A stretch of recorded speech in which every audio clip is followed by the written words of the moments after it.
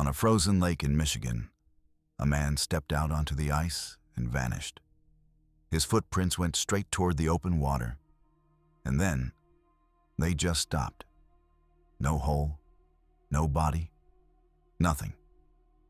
429 days later, he reappeared 700 miles away, clean-shaven, well-fed, and wearing someone else's glasses. This is the true story of Stephen Kubacki, and what happened in those missing 15 months is impossible to explain. Imagine you are standing on the edge of a world that has turned entirely white. It's February in Michigan, 1978, and the wind coming off the big lake doesn't just blow. It bites. It carries the sharp, acrid scent of ozone and the deep, resinous smell of frozen pine. If you were to stand still for even a minute, the silence would start to feel heavy, pressed against your eardrums like a physical weight. The only thing breaking that silence is the rhythmic, mechanical of cross-country skis cutting through the crust of the snow. Stephen Kubacki was 23 years old, and he was a man who lived for that silence.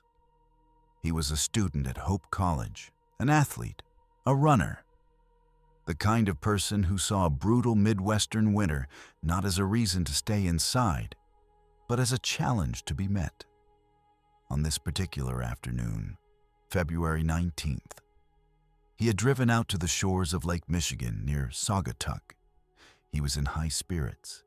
He had his gear, his backpack, and a plan to spend the afternoon solo, gliding across the vast ice shelves that form along the coast when the temperature drops low enough to turn the Great Lakes into a jagged Arctic moonscape. He laced his heavy winter boots, adjusted the straps of his pack, and stepped out onto the ice.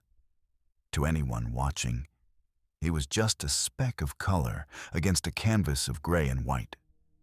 A young man, healthy and capable, moving with purpose toward the horizon. Night began to crawl across the lake. In February, the sun doesn't so much set as it just fades away, leaving behind a bone-chilling dampness that seeps through even the thickest wool. Stephen didn't come back. The next morning, the silence on the beach was broken by the low, guttural growl of snowmobiles.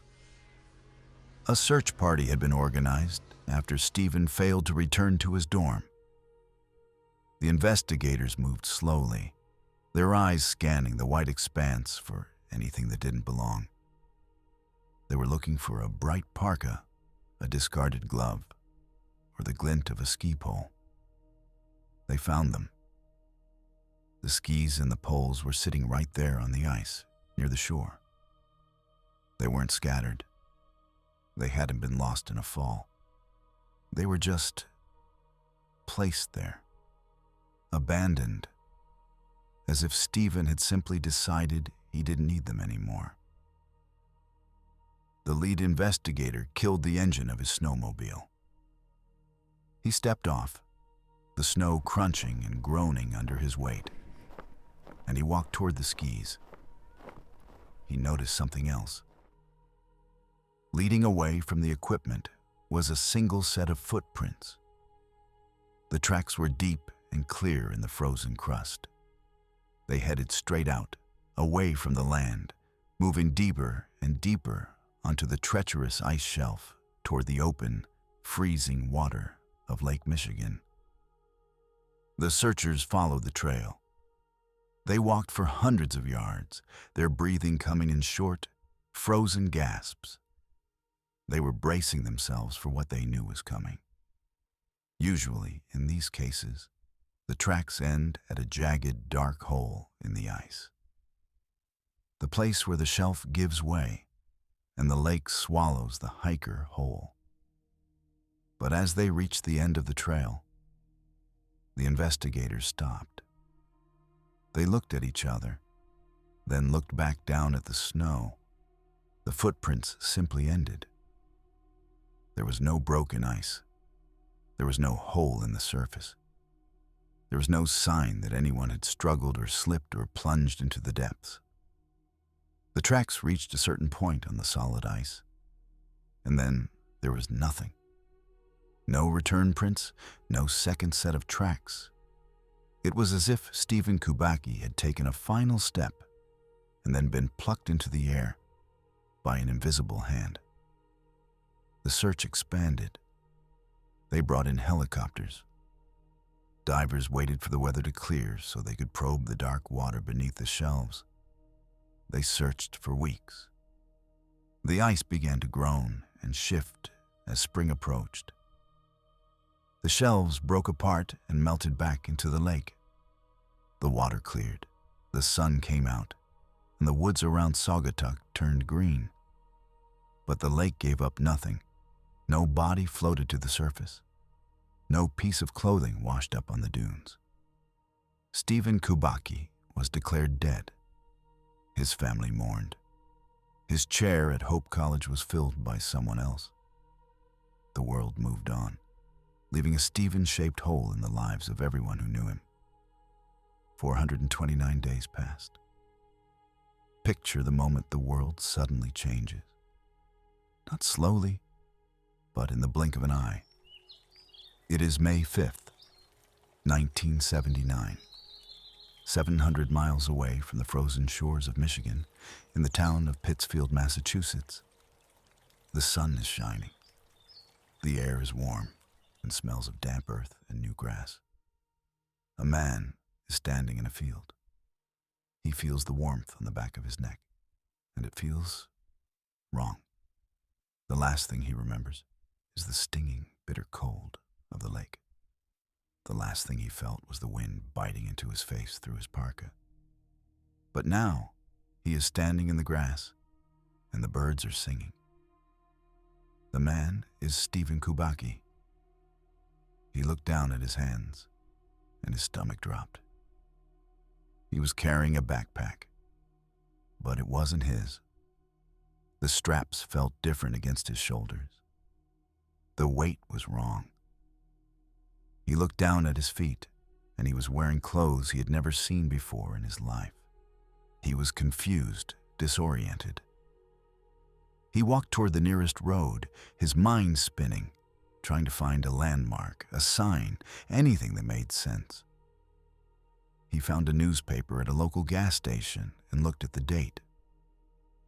May 1979. He had been gone for 15 months. The man who walked out of that field wasn't a wreck. He wasn't a skeletal, wild-eyed survivor who had been living in the woods. When the police finally saw him, they were struck by a reality that defied every rule of a missing person case. Stephen Kubacki was clean-shaven. His hair was neatly trimmed. He was a healthy weight. He looked like a man who had just stepped out of a quiet afternoon at a library. He hadn't been starving. He hadn't been suffering. He looked as if he had been living a perfectly normal, quiet life. But he had no memory of a single second of it. The investigators began to go through the backpack he was carrying. This is where the story shifts from a mystery to something far more unsettling. Inside the bag, they found maps. But they weren't maps of Michigan. They were maps of cities all over the East Coast, places Stephen had never been, or at least places he didn't remember visiting. There were magazines in the pack, current issues. But when Stephen looked at them, the articles were foreign to him. He hadn't read them. Then there were the glasses. Stephen reached up and touched the frames on his face. He realized he had been wearing them since he woke up in the field. But when he tried to look through them, the world turned into a nauseating blur of colors and shapes. The glasses were not his prescription. Think about that for a moment. Stephen Kubacki, a man who needed corrective lenses to function, had spent some portion of 15 months wearing glasses that effectively made him blind. And yet, he had been traveling. He had been buying maps. He had been getting haircuts and eating meals and navigating a world 700 miles away from his home. He was wearing a stranger's eyes. Stephen was brought back to Michigan. He was poked and prodded by doctors. He sat in small, quiet rooms with psychologists who spoke in hushed tones. They tried everything. They tried deep tissue memory retrieval. They tried hypnosis. Under hypnosis, Stephen would go back to the ice. He could describe the sound of the wind. He could describe the feeling of the skis on his feet. He could describe that final walk toward the water. But the moment he reached that final footprint, the moment his tracks ended on the ice, his mind hit a wall, a physical, impenetrable barrier. There was nothing behind it. No trauma, no hidden memories of a life in Massachusetts, no fugue state where he lived as a different man named John or David. Just a black, silent void that spanned 15 months of his life. It was as if Stephen Kubacki had been erased from the timeline on February 19th, 1978, and then simply pasted back into the world over a year later. There are theories, of course. There are people who say he simply walked away from his life, hitchhiked to the East Coast, and then had a psychological break that wiped his memory. But that theory doesn't explain the footprints. It doesn't explain how a man leaves a single set of tracks heading into the abyss of a frozen lake and never comes back. It doesn't explain how he managed to leave that lake without making a single mark in the snow. And it certainly doesn't explain the state of his body. If you live off the grid for 15 months, your body tells the story. Your skin is weathered. Your weight fluctuates. Your hygiene suffers. But Stephen returned as if he had been kept in a climate-controlled room. He was well fed. He was groomed. He was maintained. Stephen Kubacki eventually moved on. He didn't let the void consume him. He went back to school. He earned a PhD in clinical psychology.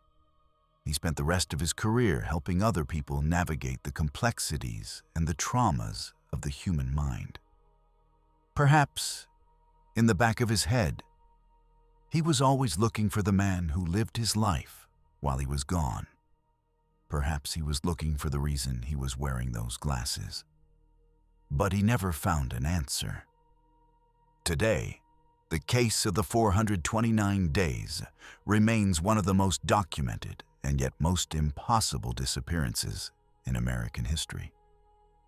Stephen lived out his life, a successful man, a healer, but he lived it with a 15-month gap in his soul. A period of time where he was someone else, somewhere else, seeing the world through lenses that didn't belong to him. The wind still blows off Lake Michigan in February. The ice shelves still form, jagged and white and silent. And sometimes, if you walk out far enough, the silence feels like it's waiting for someone else to take that final step. What do you think filled those 15 months? Was he running away, or was he taken?